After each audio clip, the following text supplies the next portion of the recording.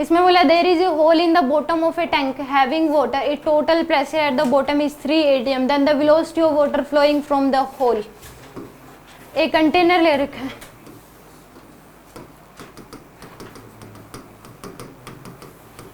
यहाँ पे एक होल कर दिया बॉटम पे, यहाँ का जो प्रेशर दे रखा है P नोट प्लस एच रो जी की वैल्यू, मान लो इसकी हाइट h है, तो यहाँ पे प्रेशर कितना हो जाता है P नोट प्लस एच रो जी, इतना प्रेशर होता। तो टोटल प्रेशर की वैल्यू दे रखी है आपको 3 atm, तो इक्वेट कर दो इसको 3 atm, यानी कि नेट प्रेशर यहाँ का गिवन है आपको 3 atm, इसलिए हाइट भी गिवन नहीं है। तो यहाँ का नेट प्रेशर कितना है 3 atm, यानी कि 3 इंटू में 10 की पावर 5, इसी को इक्वेट कर दोगे किससे, रो हाफ रो वी स्क्वायर से, या फिर डायरेक्ट इसमें फॉर्मूला, इसमें इसको किससे, अब यहाँ पे क्या लगाना आपको, बर्नौलीज थ्योरम लगानी है, जस्ट इनसाइड और जस्ट आउटसाइड, इसी को रेफरेंस मान लो, इसी को रेफरेंस मान के क्या लगानी है आपको, जस्ट इनसाइड कंटेनर के जस्ट अंदर और जस्ट बाहर बर्नौलीज थ्योरम लगा दो। तो यानी कि यहाँ पे क्या आ जाएगी, यहाँ का प्रेशर नेट प्रेशर दे रखा आपको 3 atm, तो ये कितनी आ जाएगी 3 इंटू में 10 की पावर 5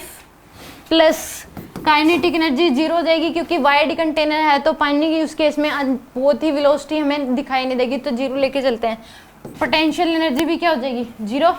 इसी को रेफरेंस मान रखा हमने, इक्वल टू क्या कर दोगे, यहाँ पे वाटर जो निकलता हुआ होगा उसकी वेलोसिटी मान लो v है, तो काइनेटिक एनर्जी क्या हो जाएगी रो वी ई का वी स्क्वायर प्लस यहाँ पे प्रेशर बाहर से कितना लगेगा, जस्ट बाहर आते ही एटमॉस्फेरिक प्रेशर, यानी कि P नोट की वैल्यू 10 की पावर 5 प्लस पोटेंशियल एनर्जी क्या हो जाएगी 0। तो यहाँ से आपके पास ये इधर ले आओगे जाएगा 2 इंटू 10 की power 5 equal to half, water दे रखा है तो इस केस में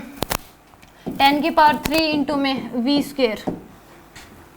तो 4 इंटू 10 की पावर 5 इक्वल टू आ जाएगा 10 की पावर 3 वी स्क्वायर, तो वी स्क्वायर की वैल्यू आ जाएगी आपके पास 4 इंटू 10 की पावर 5 डिवाइड बाय में 10 की पावर 3, इससे कैंसिल करोगे 10 की पावर 2, तो वी स्क्वायर की जो वैल्यू है वो किसके इक्वल आ जाएगी 400, वी की वैल्यू आ जाएगी √400 यानी कि 20 मीटर पर सेकेंड, ए ऑप्शन आएगा। किसी को समझना है इस क्वेश्चन में, यानी कि इसमें बर्नौलीज थ्योरम लगाइए, यहाँ पे एक पॉइंट ये मान लिया और एक जस्ट बाहर निकल रहा है पानी, तो बी पॉइंट यहाँ पे, यहाँ का potential energy per unit volume net pressure दे रखा है कितना है 3 atm,